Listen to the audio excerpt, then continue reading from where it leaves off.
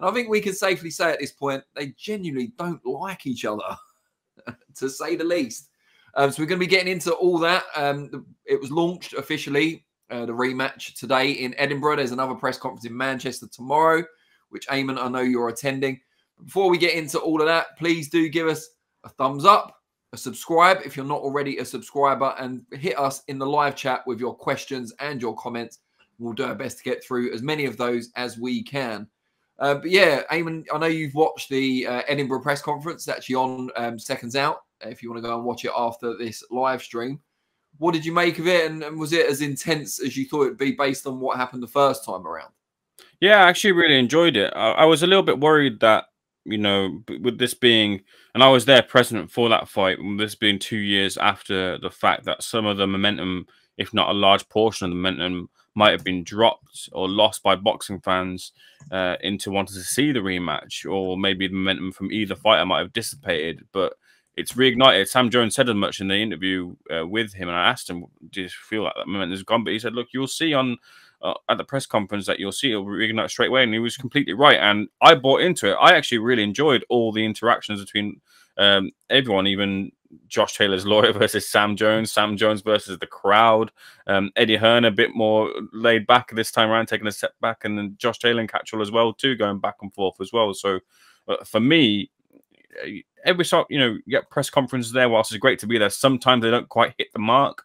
But this one hit the mark, especially with the bad blood that they had beforehand and the controversy surrounding the result after the fact too. Taylor still maintaining that he won the fight. Jack Catterall still maintaining that he won the fight too. Both of those brewing into what we can anticipate to be a really good rematch between the two. And I'm right here now thinking that it might have lost momentum. I thought it might have lost momentum. I'm back invested. How much of that perceived lost momentum was due to how long the gap is between the two fights, and how much because Taylor has suffered a defeat in the interim against Teofimo Lopez?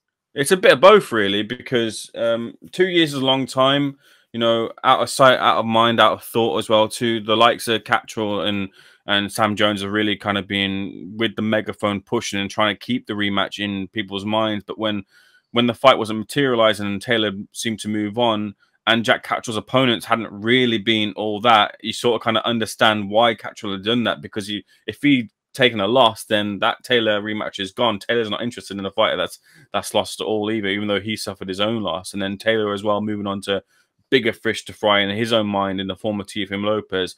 I think part of Josh Taylor's luster has slightly been dented because of those that defeat to Teofimo Lopez, who blows hot and cold himself, but we can put him in the real high echelons of the sport right now. Teofimo Lopez, at least when he's on it anyway, he's a really, really good fighter. So there's no shame really lost in losing to Teofimo Lopez. As the alarm sounds, that's telling me there that my opinion there is completely correct there. I'm going to have to shut down for a second. His house is on fire and he's going to stay here to complete the live stream while he burns to death.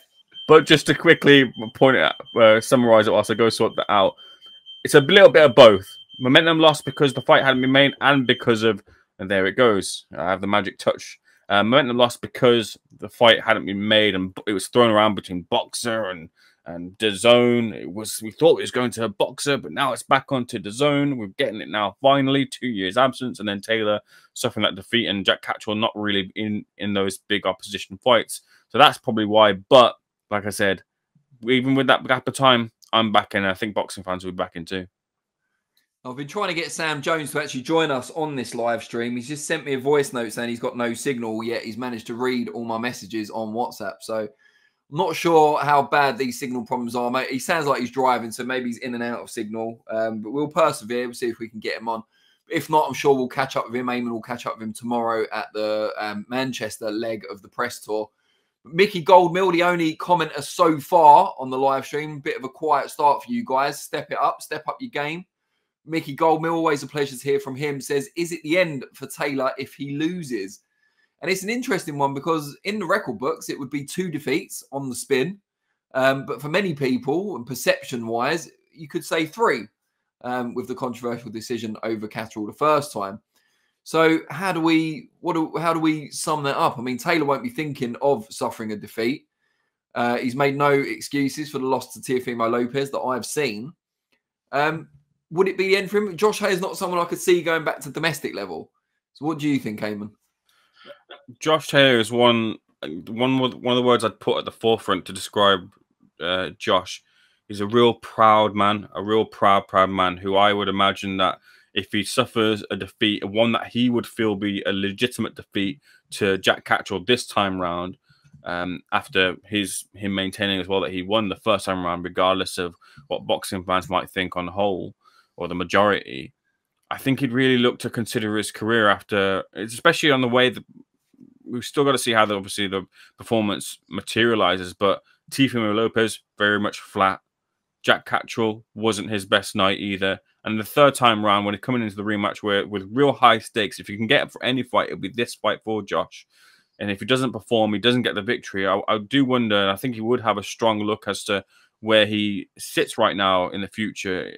You have the likes of Shane McGuigan and others who said, look, he has no real business at any higher weight. He should stay at 140. That's where he is. And if he's not as good as he used to be at 140, where does he really go unless it's to cash out at 147 to, you know, throw his name out there, because his name would still carry some weight considering he's a former undisputed champion. But with the injuries racking up as well, plantar fasciitis that he had too. I know a little bit about that injury. I remember one of my favourite players, Alman Abdi at Watford Football Club, pivotal to our promotion season back in like 2012, 2013. He had that injury and it kept him in and out of the squad. And that, what I'm trying to get to is, it's an injury where you don't manage it, you don't look after it. It can flare up at any point. And that's a real problem for a fighter, any fighter who needs to use their feet to get in and out of range, of a key component of their game. So with those sort of things racking up and a loss as well added to that, I think he would seriously consider where he goes. Why do you say you support Watford? I do, yes. Born in Watford, Danny. Wow. There you go. That's impressive loyalty to the place of your birth, because they haven't been a great team in recent times. Although in the 80s, they were pretty good. That's right. But yeah, moving on from that segue, Kiyoshi says, I think Taylor is going to struggle to make 140. He's had 2 poor performances in a row at the weight. Yeah, I mean, making it and being effective at it are 2 different things, of course. And it kind of leads me to another question. Who's likely to be more motivated going into this? Because you've got Catterall, who believes he was robbed in the first fight, has kind of trod water ever since through no fault of his own, been trying to drag Taylor back into the ring or to get a world title shot. I know one was offered, or he was in a mandatory position for one. He's wants to fight Taylor, of course. Or will it be Josh Taylor, who a lot of people out there think should have lost the Catterall fight? Then he has suffered an official defeat against Teofimo Lopez. A lot of people saying it's over for him. He's shot, too many miles on the clock. You know, who's going to be more motivated? Taylor to prove people wrong, or Jack Catterall to right the wrong that he believes happened 2 years ago? It's so hard to gauge because on one hand, you got Catterall, who's his personality, at least from what we see on the camera, so one pace. He's so mellow. You can never really get something big out of him because he never really lets that out. Whereas on the other side, you got someone who's complete opposite, who Josh Taylor will tell you how he feels. He wears his heart on his sleeve, and he'll pull no punches in what he feels, for good or for bad. So from that point, you can kind of point that answer towards Josh Taylor, because then he said it in the press conference as well. He said, I've got a point to prove here. I'm the one here that people are saying all sorts of stuff about. I'm the one who's a former undisputed champion.